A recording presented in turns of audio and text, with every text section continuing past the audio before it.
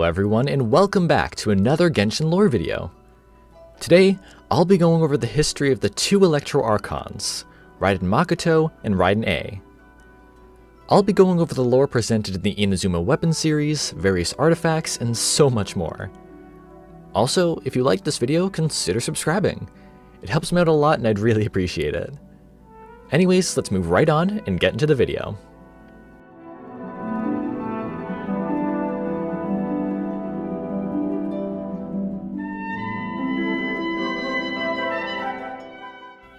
Long ago, likely before the start of the Archon War, the twin gods of eternity Baal and Beelzebul descended onto Inazuma. Instead of their Ars Goetia names, they commonly went by Makoto and A respectively. Anyways, the Archon War would eventually begin in Inazuma, and the two sisters would fight against the other gods together. After a long war, Makoto and A came out on top. However, only one of them could ascend to the position of Electro Archon. Even though A was a far more formidable warrior, she believed that Makoto should become the Archon, as she would be a better ruler for humanity. So, A would sacrifice her body, allowing Makoto to become the Electro Archon of Inazuma. With her new power, Makoto would recreate A's body, and the two would rule Inazuma together. However, as far as the public knew, there was only one god and not two. Makoto, of course, was the true Electro Archon, while A acted as her Kagemusha, or body double. The two complemented each other's abilities, with Makoto acting as the ruler for humanity, and A acting as the formidable Raiden Shogun. Also during that time, the Ars Goetian name Baal and the title of Raiden Shogun referred to both of them, so there was no real reason for the public to know the truth. However, the in-game book Treasured Tales does talk about the twin gods, and A says that it is accurate. So people might know now, but they didn't back then. Anyways, Inazuma and all of Teyvat would be at peace for some time after the end of the Archon War. Makoto and A would even travel to Liyue Harbor to meet with other members of the Seven, including Morax and Barbados. Back in Inazuma, they were also close friends with Sasayuri, Mikoshi Chiyo, the Kitsune Saigu, and later Yae Miko. However, peace would not last forever in Inazuma. Over the years, many tragedies would occur, and these events would deeply affect Raiden A. The first of these was the attack on Yashiori Island by Orobashi and Watatsumi troops. This attack came rather suddenly, but Raiden A, Sasayuri, and Narukami troops would soon arrive to defend the island. As for why Orobashi attacked Yashiori Island, he had been sentenced to death by Celestia for various crimes. These crimes included reading a forbidden book called Before Sun and Moon, which contained information that Celestia wished to keep hidden. The other crimes were also committed by Watatsumi, but he was allowed to take the blame for all of it. His goal in his attack was to be killed by the Raiden Shogun in order to protect his people from a more severe punishment. During the battle, the Tengu General Sasayuri was killed, which enraged A. In response, she unleashed her Musono Hitotachi upon Orobashi, killing the Serpent God. Her strike was so powerful that it also cleaved the island in two, leaving behind a gorge that remains plagued by Bale Thunder to this day. In the end, though, neither A nor Makoto would know the truth behind Orobashi's attack. After this, peace would return to Inazuma for some time. The people of Watatsumi would recognize the authority of the Raiden Shogun after A killed their god, and the sisters allowed Watatsumi Island to continue worshipping Orobashi. While it was peaceful, there was still some tension between the two groups. This tension would remain for a long time, surviving even to this day. Once again though, peace in Inazuma would be broken by a great catastrophe. 500 years ago, the Cataclysm would begin, affecting all of Teyvat. Due to it neighboring the Dark Sea, Inazuma was heavily impacted by the disaster. When abyssal monsters arrived in the nation, A and Makoto would fight against them alongside Chiyo and Saigu. During one of these battles, the Oni Mikoshi Chiyo would be swallowed whole by a beast of sin. Eventually, she managed to break free from the beast, but it was too late. She had been corrupted by the power of the beast and drew her sword against A. In response, A cut off her sword arm and one of her horns, causing the Oni to flee. Chiyo's fate is left ambiguous here, with the Mask of the Kijin saying that she may have been slain by the Tengu, the Shumatsuban, or even her descendants in the Iwakura clan. Some other people say that she may have encountered the Magu Kenki that sits underneath Orobashi's skeleton. Now, Chiyo is very likely dead, but it is still possible that she fled to the Dark Sea, roaming the area as a corrupted monster.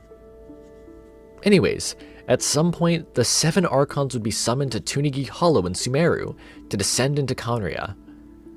As one of the 7, Makoto would head over, but she didn't tell A that she was going.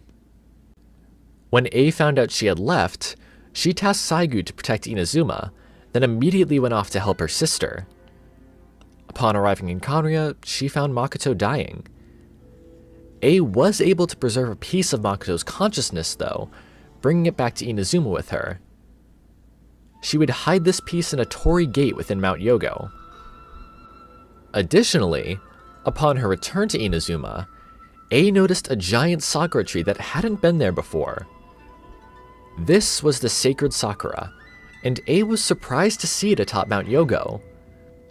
She was even more surprised when she was told that it had always been there, as it seemed that she was the only one who was confused by its presence. Either way, A would soon use the power of the sacred sakura to eliminate the rest of the monsters that were plaguing Inazuma, saving the nation from the darkness of the abyss.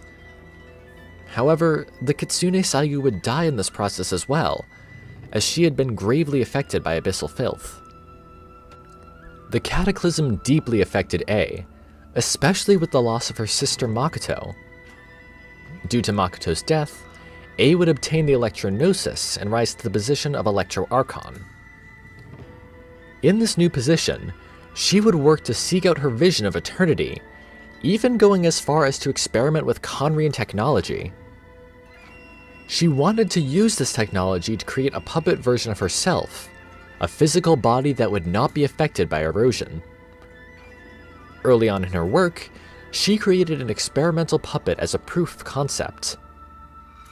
Originally, she planned to use this puppet to store her Electro-Gnosis, but decided against it when he shed tears upon his creation.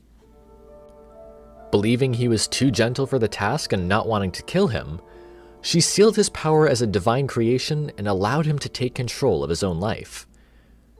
For some time, the puppet would stay within the Shaike Pavilion domain on Kanazuka. Despite A's benevolent intentions for the puppet, he grew to despise her, thinking that she betrayed him. After many years, he would eventually join the Fatui, becoming Scaramouche, the 6th of the 11 Fatui Harbingers. He would also successfully obtain the Electro-Gnosis, which was given to him by Yae Miko in exchange for the traveler's life. However, he would lose this Gnosis later in Sumeru, where it was taken from him by Nihida. Getting back to A though, she would eventually create a puppet version of herself that met her requirements. This puppet had no need for the Gnosis, so A gave it to Yae Miko for safekeeping. A would then place her consciousness within Muso Ishin, the sword that was originally Makoto's, used as a symbol of peace. After it was passed on to A though, she began using it in combat. She would further hone her Musono Hitotachi with the sword, making it become a symbol of power instead. Anyways, the Shogun puppet would now rule Inazuma according to A's rules, while A herself meditated within her plane of euthymia. A lot of time would pass, eventually leading to about a year before the start of the game. During this time, A would be deceived by the Fatui, leading to the enactment of the Vision Hunt Decree and the Sakuko Decree.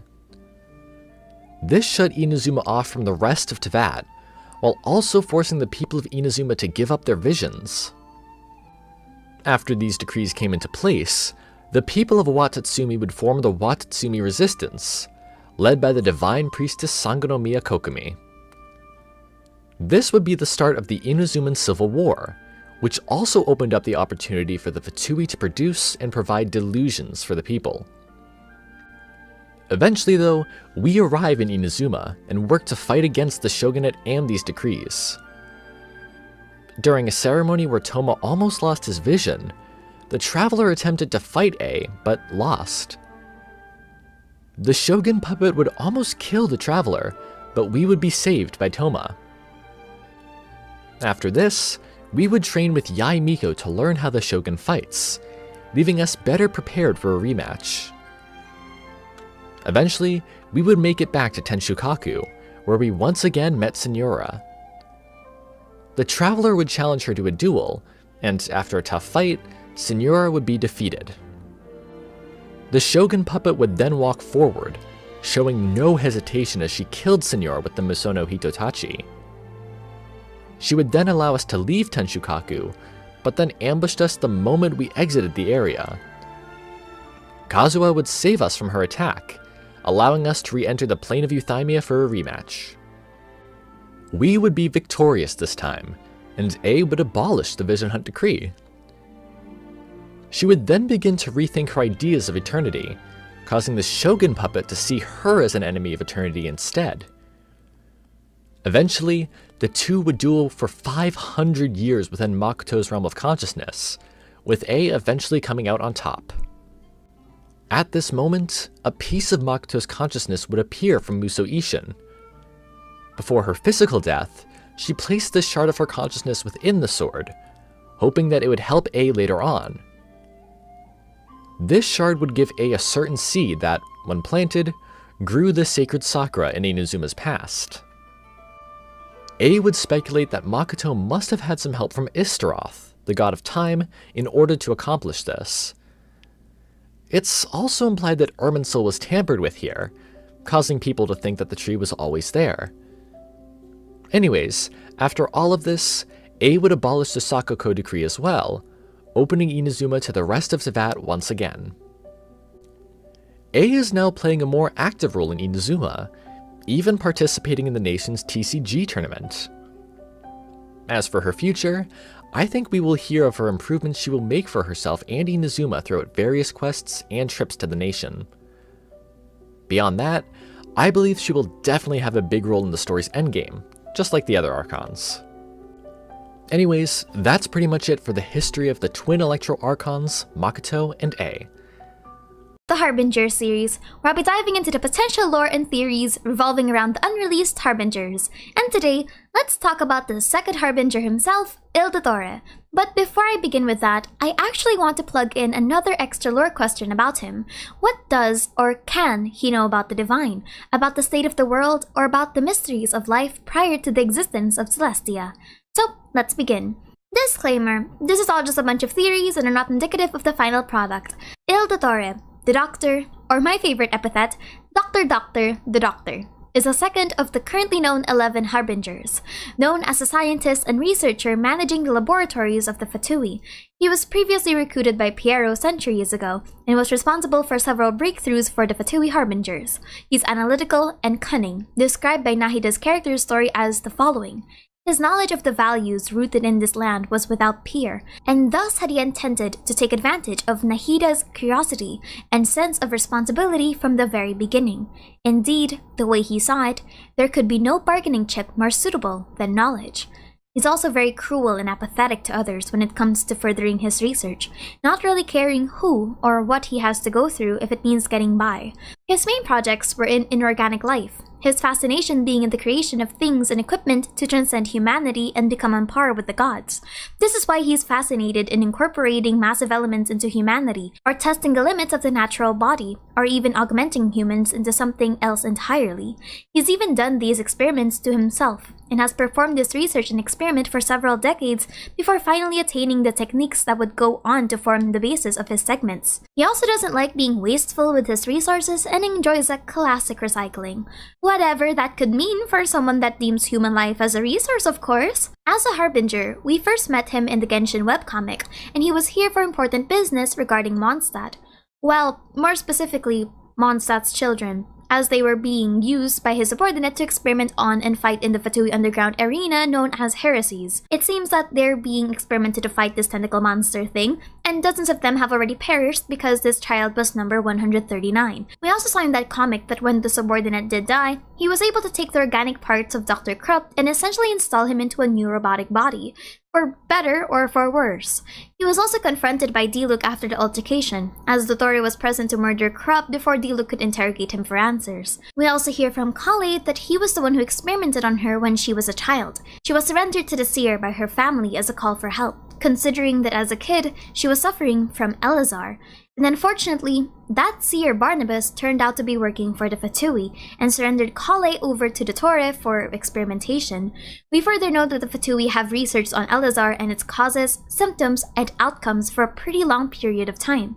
Some people believe that the Elazar hospital notes were actually Dottore's notes on the matter, since its strong vocabulary and slight deviation from what should be a medical practice. If you've never read the Elazar hospital notes for yourself during that Archon quest, I really suggest that you do. It's a really fascinating read if you're into experimentation and human altercations, and it's easily one of the darkest pieces of Genshin lore just because of how graphic it is. But nevertheless, the notes are about the patient Abbas and how his body began altering because of the Elazar. It goes into a very deep dive into the body's problems and the various treatments by a doctor. The diagnostic report states the notes of a doctor whose name is redacted, but I speculate that this is Dottore's notes, just by how it was written and the overall antagonistic theme of it. Instead of calling Abbas a patient like how he was originally filed as, this doctor used the word specimen and hosts several trials and operations on his body. Here's several excerpts. Following the new method, the material rejection rate has been significantly reduced. Specimens 2 and 3 developed mental instability due to associative connections to fundamental inner qualities of, and tended to attribute the disease to unverifiable divine punishment, consequently considering it blasphemy to accept as treatment. It is a very interesting thought, though. Exploring neurostimulation and the resulting cognitive shifts could be a future research topic. Due to the above uncontrollable variables, they halted at stage 2. A shame. It is possible to use to control the elemental content of a person's body without relying on elemental power. There is potential for weaponization. Discussions of research on have to be increased in the future. Humans have unlimited potential. It may be foolish of me as a researcher to write this, but with enough input, I might be able to reach the level of a god, or so people might call it. This account fares well with his whole ideology that humanity can surpass godliness with the right innovations, something we'll get to later in his backstory. But it is still a theory if these notes are his, and it's never really confirmed otherwise who the hell wrote this. Endgame, we meet him through his Omega build, and how old he is really unknown. He has several breakthroughs in his research that have passed for centuries, and one of his segments depict Dottore as a senior citizen if we just listen to the voice. The Tatarasuna incident, an accident that happened around 300 to 400 years ago, was also caused by him not only for the actual downfall, but also for the quote-unquote innovative research from Fontaine and the integration of crystal marrow into their work. This increased forging efficacy and production. He was also the one who invited Scaramouche to be the key reference material in his experiments. He also used to have a facility in Liyue that catered to ruin guards, something that actually matches very well with his backstory. He was cast out of his hometown with pitchforks and clubs, called a madman and a monster by the academia. His backstory stems from the series of notes called Zandiq's Legacy. The name Zandiq is an illegal name that can't be given to the Wanderer, and is the name of a Sumerian scholar that was ostracized and shunned by the academia as a heretic. As such, many, myself very much included, find it really hard to believe if Dottore isn't Zandiq just based on all the correlations. If this doesn't turn out to be Zandiq, I will eat my hand. So let's investigate the lore. Zandiq's final ranking in the academia is unknown, and was smart enough to be called a trainee dastur. Zandiq's darshan was never mentioned in the notes except that he is not a Morta, though a part of me likes to think that he's from the Kasharuar, since they specialize in studying technology and structures. That's just a guess though. Zandiq and his colleagues at the time found the Schwanenritter, and he believed that it was made of exquisite mechanical parts that have a unique and ingenious style. His entire research revolved around the mechanical aspects of the Schwanenritter, and he was quite attracted by the ancient machines left behind by Conria. Zandik was also known to act without authorization, to the point that his third offense was recorded as having resulted in the critical injury of an Amorta Dastur named Sore, an offense that could easily have been an attempted murder considering he and Sore were having a picnic. They say she got wounded by tigers, but the dissection records on her body was a fatal injury to the wound and a potential case of mechanical asphyxia. Another offense of his is that there was also an instance of the ruin machines turning on and almost killing the entirety of his party had it not been for Zandik's intervention. He insisted though that it be brought back to the academia for disassembly and reverse engineering, to which he was reprimanded. He went into immense research into the ruin machines in the forest, and definitely incorporated a lot of those machines into future developments that included Scaramouche's robot and other mechanical things in life. It's also very much possible that his factory in Liyue was made in the future to try and replicate the old glory of the Schwanenritter, but he was just never able to duplicate that kind of technology. And again, if Zandik doesn't turn out to be Il Dottore and his name being unavailable to Wanderer was just a red herring, I will eat my right hand. Il Dottore's Commedia counterpart is very reminiscent of himself on the surface, but actually isn't. Both Zandik and Il Dottore are erudites, but the social commentary of Il Dottore as a character is meant to represent those people in society that speak about so many things, but are actually talking nonsense. They're just talking for the sake of appearing smart, but are actually ostracized for being a know-it-all.